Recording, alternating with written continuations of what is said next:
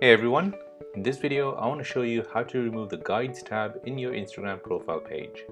This is a new feature when the new Instagram update was rolled out last week. You'll only see this tab if you have created Instagram Guides. To remove this, it is very simple. Go over to your profile page on your Instagram and then on your Guides tab.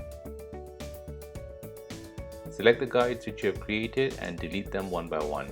As you can see, I have 4 guides and I'll delete them one by one.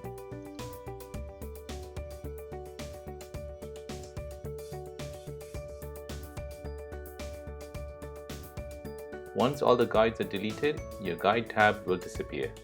So there you go guys, that is how to remove the guides tab in your Instagram profile page. Hope you found this useful. Don't forget to like this video and subscribe for more. Thanks for watching and I'll see you in the next one.